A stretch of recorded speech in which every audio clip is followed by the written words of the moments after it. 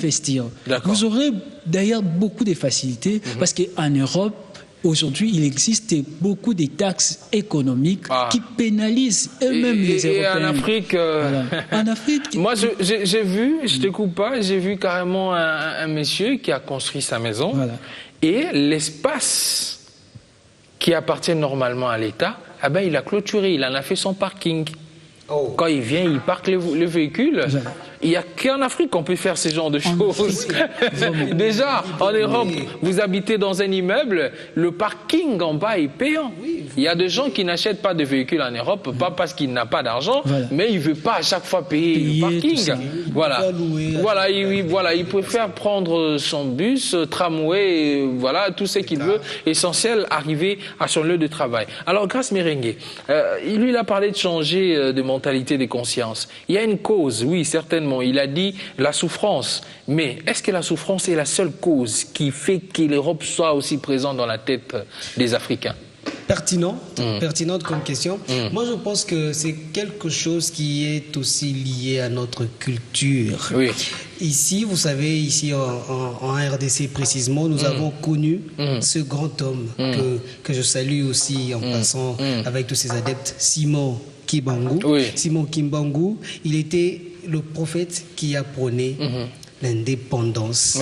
Pas l'indépendance politique, mais l'indépendance spirituelle. Et cela a une dimension très élargie.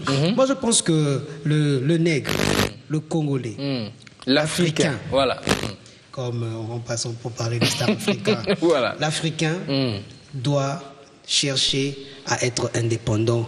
D'abord sur le plan culturel. Et cela va s'étendre dans beaucoup de domaines. Si l'Africain se sent d'abord lui-même incapable, c'est clair qu'il va chercher de l'aide. Mais pourquoi il se sent incapable? Pourquoi? Parce que ici... Mais ce qui est bizarre, le même Africain qui est incapable ici, dès qu'il arrive là-bas, il est capable. Ah bon, ça c'est... Voilà, des fois on lui a rien expliqué. Non, c'est-à-dire que ici, il trouve qu'il n'y a pas de boulot, il n'y a pas de ceci, mais dès qu'il arrive là-bas, il dit ah non, mais ici, il n'avait pas l'idée en fait. C'est ça. C'est ce qui est compliqué. Curieusement, nous voyons que la responsabilité est quand même partagée. Parce que ici, il y a certaines facilités qui nous sont privées dans certains domaines, notamment sur le plan professionnel. Mais ailleurs pas. Cela ne veut pas dire, cela n'est pas un facteur ou une raison pour encourager l'immigration. En plus, clandestine. Ah, ça 84 morts quand même. Il y a des morts tous les jours. Nous ne faisons que perdre nos bois d'ébène, comme on appelait à l'époque lointaine de Tipo et les autres. Nous ne faisons que perdre notre richesse. Fuite de cerveau aussi. Et ce qui fait que... qu'on m'excuse, mais il y a de plus en plus des idiots. Parce que quand même, ceux qui ont une tête, au lieu que cette tête fonctionne dans l'idée de se maintenir ici, ils préfèrent partir et du coup, ils nous laissent une bonne dose de gens assez idiots. C'est comme on dit, la charité bien ordonnée commence par soi-même. Ça ne commence que chez soi. Tu ne peux pas commencer à travailler chez quelqu'un et finalement revenir. Non, commence chez toi. Si ça va, si ça, tu sens que c'est bon. Là, tu cherches à aller ailleurs. Guillaume, plus de 100 morts déjà la semaine passée à l'île de Lampedusa en Italie. Et il faut dire sérieusement, on ne prend jamais position, mais permettez-moi quand même de prendre cette position. La décision qu'a pris le gouvernement italien de donner la nationalité à ces 160 personnes ou 40 personnes qui sont morts à titre posthume, je trouve que ça n'a pas de sens. Vraiment, ça n'a pas de sens parce que on aurait peut-être mieux fait d'aider tous ces Somaliens-là et tous ces gens-là à se maintenir chez eux, ou soit à les accueillir autrement pour éviter aussi qu'ils puissent se lancer comme ça dans cette aventure périlleuse, au lieu d'attendre qu'il soit mort et de lui donner cette nationalité dont il fera absolument rien du tout. Alors, plus de 100 morts, 84 corps découverts aujourd'hui en plein désert. Vous imaginez dans quelles circonstances ces gens sont morts? Il est mort de faim et de soif. Peut-être que la petite pauvreté qu'il y avait chez lui n'allait pas les tuer de cette façon-là. Par rapport à ce nombre de morts, vous, étant humain et africain, qu'est-ce que vous pouvez dire? Je suis, premièrement, choqué. Depuis que j'ai suivi cette information, ça m'a fait mal. Je suis très mal jusqu'à maintenant. Mais je voudrais d'abord, avant d'en parler, revenir sur la cause, parce que grâce à essayer de brosser un peu superficiellement, mais je renvoie une autre responsabilité aux médias. Vous savez, les médias jouent un rôle très important sur le plan d'embellissement d'image de l'Europe. En Europe, il y a des souffrances, il y a des problèmes de société qui sont très considérables. Quelque chose ça c'est bien dit. Ici, qu'est-ce que les médias montrent? C'est plutôt toujours des jeunes bien habillés. Une Europe qui est très belle. Là où il n'y a pas de souffrance. La diaspora, toujours swag, chic. Toujours swag, chic. Habillé en tenue d'apparat. Moi, je l'ai toujours dit, être chégué, permettez-moi l'expression, ici à Kinshasa, précisément au Congo, et être chégué en Europe, je préférerais de rester chégué ici. Ici, on peut dormir dehors, il n'y a pas cette froideur-là.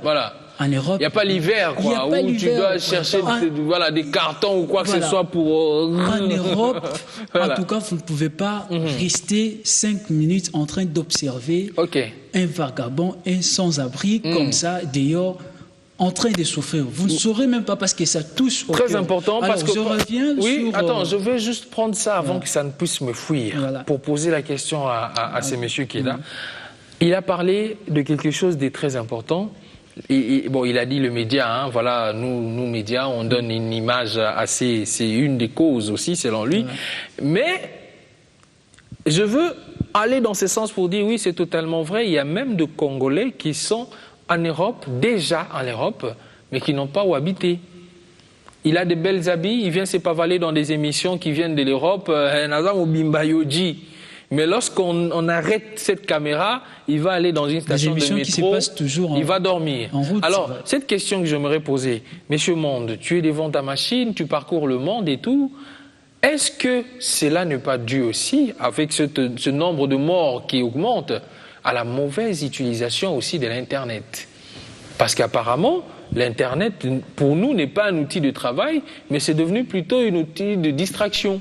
On bombarde des photos sur Facebook tous les jours, on montre l'établissement devant lequel on était allé chercher une chaussure. Finalement, ça fait rêver tout ça. Moi, c'est comme tu as déjà effleuré de le dire, l'usage de l'Internet, le média, comme a dit Guillaume, ce sont des pratiques qui sont très modernisées, qui sont très professionnelles. Et à notre niveau, nous l'avons très mal appréhendé. L'Internet, c'est un outil de travail, ce n'est pas un outil de distraction. Mais en plus de cela, l'Internet ici est maintenant un moyen pour favoriser les phénomènes goulous, les contacts, pour l'immigration, tout ça.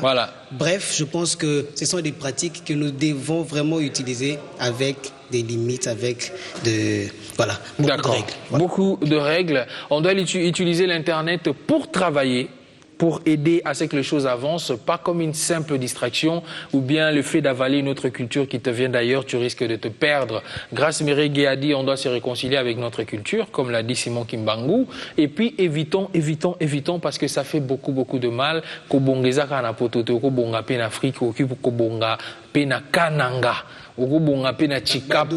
Voilà, aujourd'hui on parle de Moïse Katumbi Chapwe à Bonga na province. Donc voilà, on est arrivé à la fin. Merci beaucoup à toi, David Sivi. Merci à tous ceux qui nous ont suivis. C'était On est ensemble, il n'y a pas de souci. Si on reste ensemble, vous allez voir qu'il n'y aura jamais de souci parce qu'on va avancer et on va faire de très belles choses. Merci, au revoir et bye bye.